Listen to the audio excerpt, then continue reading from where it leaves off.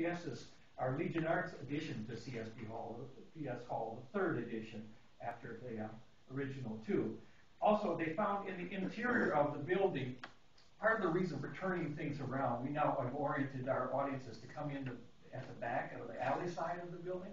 And one of the reasons for that was that there was a three-story chimney in the building, which we were able to use as an elevator shaft.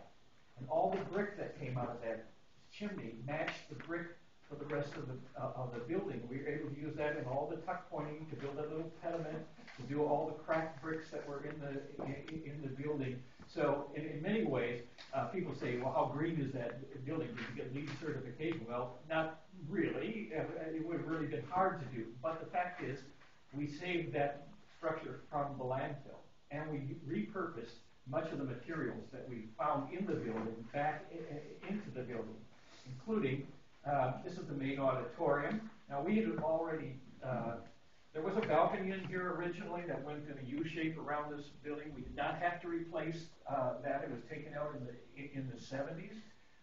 This was a tin ceiling, and then we had always put this wall in here. And one of the reasons that wall is only 10 feet high rather than going to the top of the building is that the state storage standards are very concerned with your maintaining the volumes of those rooms.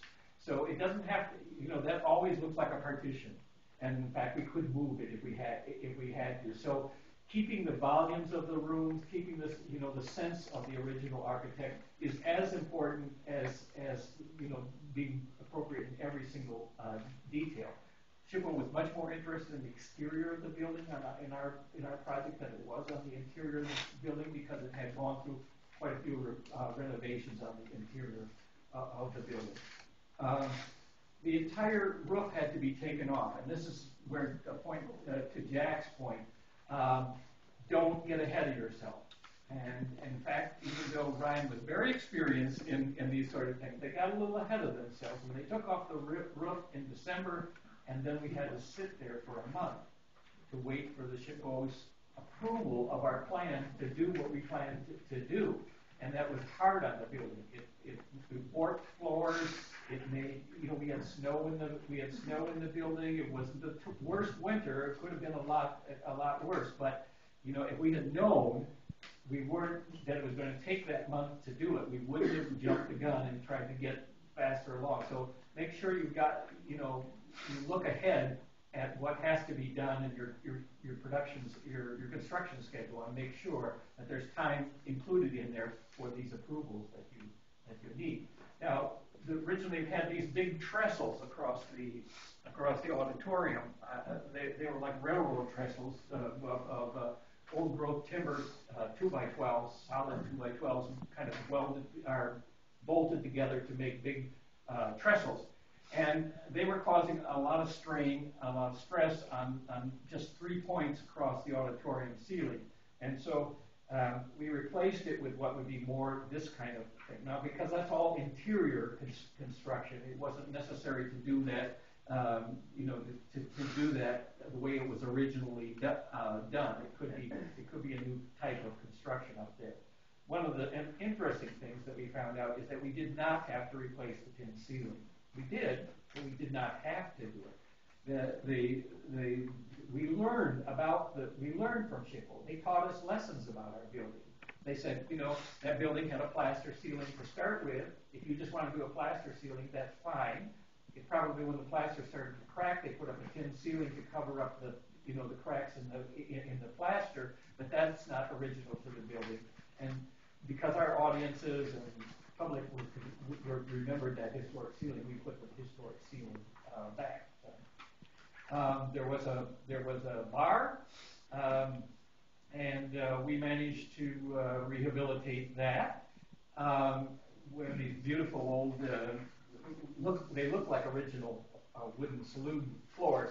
One other thing that we found to be a real problem with code issues was that if we had not convinced the local code that this had been a bar once, and we were going to sell beer and wine there, we would have sprinkled the entire building. We did not have to sprinkle the entire building, but if we had changed the purpose of a room, code would require those things. So not only look at SHPO, but look at the code, the city codes as well, because you find yourself doing a lot of going back and doing things. This is an old firehouse that was in the building, and then this is the way it looks now.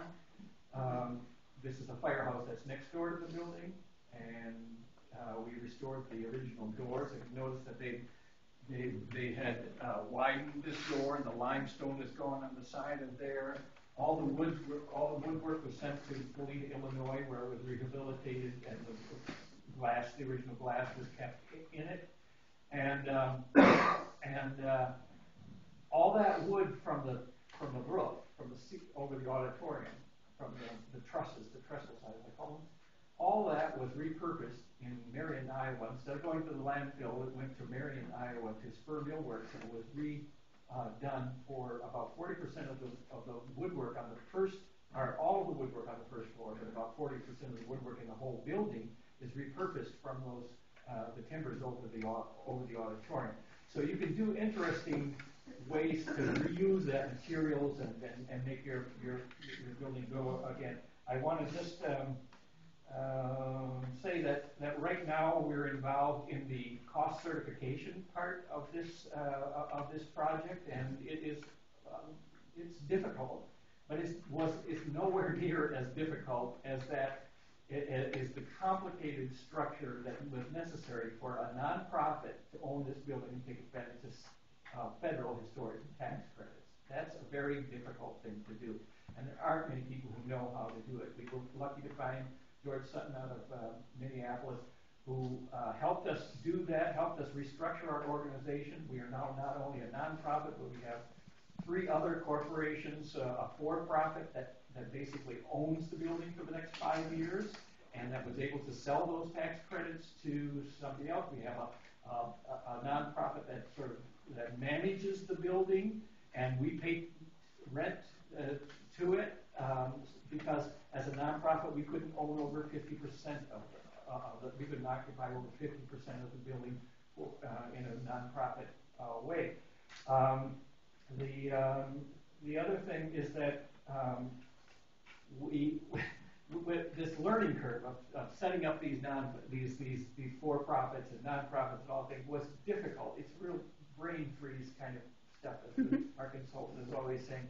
And if you engage in it, I would recommend you might consider Bill Prowl with Ingersoll, because we basically taught him how to do this. That is before this project, he really didn't understand the degree that it was going to take to make this project work, to take advantage of those federal historic tax credits. And he learned, and now he's doing it for the city on some of their projects. So I guess my final comment would be: look around. There are people with expertise in doing these sort of things, and although sometimes it seems like it's kind of whether you want to pay that fee to have someone do that sort of thing. In our case, it was definitely worth it. It was definitely worth it that our little building committee didn't have to take on what Ryan was able to help guide us through. And so I guess that's basically what I have to say. I do believe that the new CSPS building will be an anchor for redevelopment in that neighborhood. We've had 8 caterers, coffee shops looking to up their ante and make a restaurant in our building. We've had 2 bookstores, and now we're negotiating with a 3rd. We've had photography studios. We've had all kinds of people interested in being in that building and taking advantage of the pedestrian traffic that the building will produce for the neighborhood. Thank you.